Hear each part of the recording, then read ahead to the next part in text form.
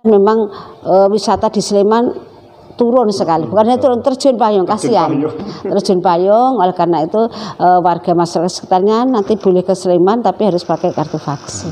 Di situ selama 10 tahun ini kan kita bantu Bapak supaya programnya bagus, tapi setelah jadi bupati ternyata beda Mas, beda. Ini Bu tentang dinasti politik Bu, beberapa kali saya wawancara bupati waktu itu, wali kota Tangsel saya wawancara, wali kota Bupati Bogor saya wawancara, semua yang saya wawancara itu tentang dinasti politik. Ibu menanggapi itu seperti apa sih Bu? Santai aja Mas, kita kan bagi saya itu bukan dinasti politik, tapi karena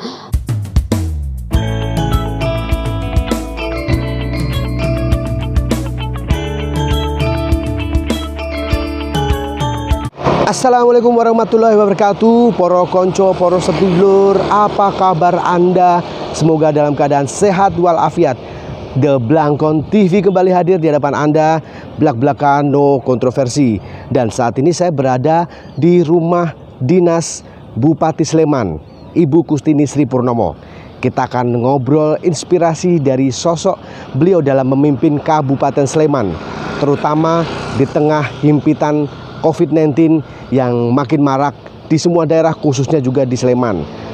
Dan juga kita akan ngobrol tentang bagaimana sebenarnya kondisi Merapi saat ini dan penanganan untuk Kabupaten Merapi. Tetap di The Blangkon TV, jangan lupa subscribe, comment, like, and share The Blangkon TV, belak-belakan no kontroversi. Kita temui langsung Bupati Sleman, Kustini Sri Purnomo.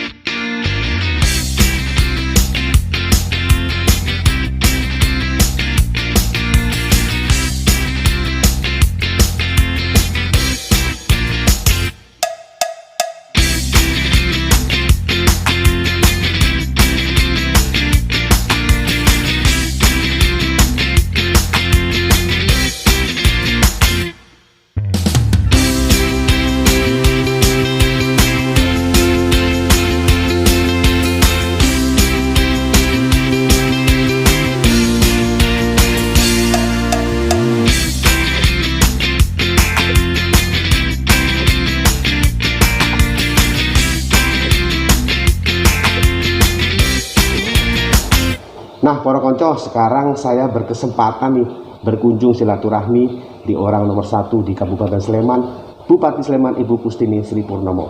Selamat sore Bu, sehat? Selamat sore, Sadi. Alhamdulillah sehat walafiat dari Allah. Pasti sibuk banget ya Bu ya? Ya sibuk karena ini memang masa pandemi Mas. Betul. Nah, para konco, ini kan kita udah jaga jarak ya. Boleh kita buka ya Bu ya? Kita sambil ngobrol. Ibu juga boleh dibuka? Ya. Boleh dibuka? Boleh toh? Gak apa-apa kan udah jaga jarak? Tapi kan 1 jam anu. Iya. Ya. Nah, pertama nih Bu, saya pengen tanya nih Bu, COVID di Sleman pripun Bu? Alhamdulillah sekarang COVID di Sleman sudah menurun Mas. Memang setelah PPKM itu kita tinggi sekali sehingga satu hari sampai 700-an lah. Sekarang tinggal sedikit, tinggal 300-an, 200 sudah menurun. Dan kasus yang meninggal lebih menurun lagi, tinggal 19-an. Jadi apa sih Bu triknya Ibu Sri Purnomo, Ibu Kustini dalam menangani COVID di Sleman Bu? Nah, kita kan memang dalam rangka untuk penanganan COVID ini, saya tidak bisa bekerja sama sendiri, tapi harus bekerja sama dengan Dinas Kesehatan dan OPD yang ada di Kabupaten Sleman. Di mana memang di Sleman itu kan kasusnya tinggi, sehingga kita itu penanganan pertama yaitu apabila ada kontak 1, itu nanti kita tracing Mas, 3T. Testing, tracing, treatment. Itu tracing itu kalau sudah ketemu 1 yang konfirmasi, harapannya dari pemerintah kan memang harus 15. Nah, kita berusaha semaksimal mungkin, awal-awal bisa 10, 11, 12, tapi sekarang tinggal 6, 7. Karena tidak mudah mencari informasi orang luar untuk dia pernah ketemu. Karena takut kalau nanti dia positif. Benar. Ini Sleman juga sebenarnya banyak yang masyarakat dari Jakarta, dari beberapa wilayah itu kangen nih berwisata di Jogja, khususnya di Sleman. Itu kan terdampak banget Bu ya dengan adanya COVID seperti ini. Jelas Mas, ini dengan tidak ada pariwisata, stagnan, mahasiswa tidak ada, jelas sekali pengaruhnya untuk warga kami tinggi sekali. Sehingga dengan adanya program kemarin tadi dipanggil Pak Gubernur maupun kemarin Pak Ruhut rawuh di sini, Pak Panglima TNI dan Pak Kapolri, saya setuju sekali di mana gerakan kita itu bagaimana masyarakat itu langsung divaksinasi. Harapannya pada bulan Agustus ini Sleman kan baru 41% untuk dosis pertama. Dosis kedua baru 19%. Oh, baru 19% itu. Ya, yang dosis 2. Sehingga masih membutuhkan lama sekali. Padahal nanti akhir Agustus itu diminta 50%. Sehingga kita disediakan oleh dari pusat lewat Bapak Gubernur, yaitu adanya vaksin di provinsi.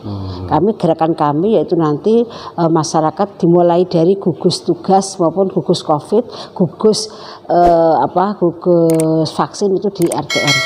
Kalau dulu yang minta itu kan organisasi kelompok-kelompok. Sekarang besok ini karena gerakan Pak RT RW untuk warganya. Jadi benar-benar sekarang itu lebih ke dalam tanda petik nih PPKM tingkat paling mikro Ibu ya, untuk betul, mereka mikro sungguh-sungguh terlibat gitu Bu ya.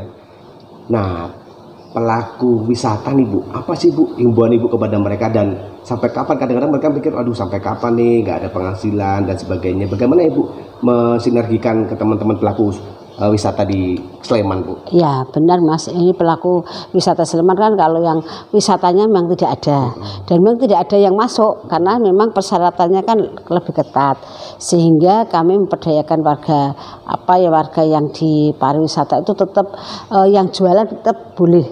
Tapi tetap pakai protokol kesehatan ya. Tapi bagaimana dengan ini ke depan? Kemarin untuk pelaku wisata semua sudah kita vaksin. Harapannya apa? Aman Mas di sana. Sehingga nanti wisata ke Sleman harus sudah punya kartu vaksin. Jadi ini satu-satunya gerakan kita untuk vaksin adalah gerakan yang sungguh-sungguh kepada masyarakat. Karena nanti apabila ada wisata datang, beliau sudah membawa kartu vaksin, jadi sudah istilahnya aman. Tapi tetap pakai protokol kesehatan. Betul. Jadi peserta wisata ataupun orang yang pengen wisata ke sini, kartu vaksin jangan lupa Ibu ya. Ya, kartu vaksin dibawa.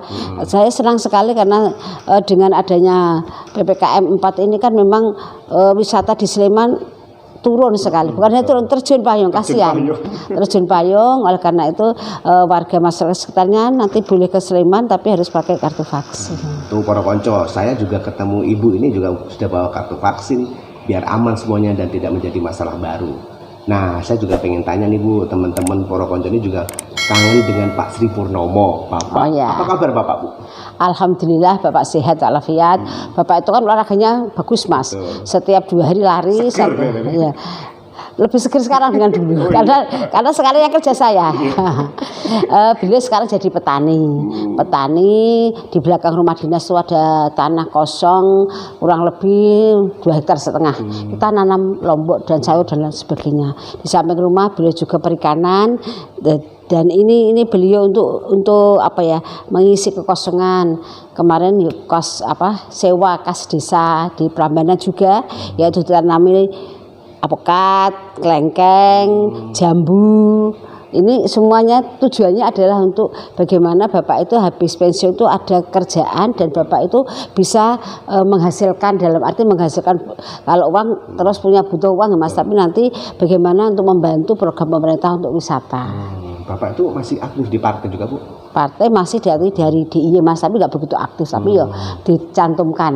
Nah sebenarnya apa sih sekarang ini bedanya Ibu Kustini sekarang sama dulu nih Bu? Dulu kan membantu dari belakang, sekarang Ibu di depan dibantu sama Bapak. Jadi sinergi itu tuh ini unik nih di Sleman ini salah satunya. Iya, ya gini Mas, saya kan memang selama ini 15 tahun dampingi Bapak. Memang saya dalam birokrasi itu saya kan bukan urusan saya, jadi saya tidak berkecimpung langsung di birokrasi. Tapi saya tahu gitu loh Mas, tahu apa-apa Bapak tahu. Dan saya itu kan istilahnya di PKK itu jadi istri bupati itu jadi ketua penggerak PKK, ketua Dikranas, ketua YKI, ketua PAUD dan lain sebagainya. Di situ selama 10 tahun ini kan kita bantu Bapak supaya programnya bagus. Tapi setelah jadi bupati ternyata beda Mas, beda sekali.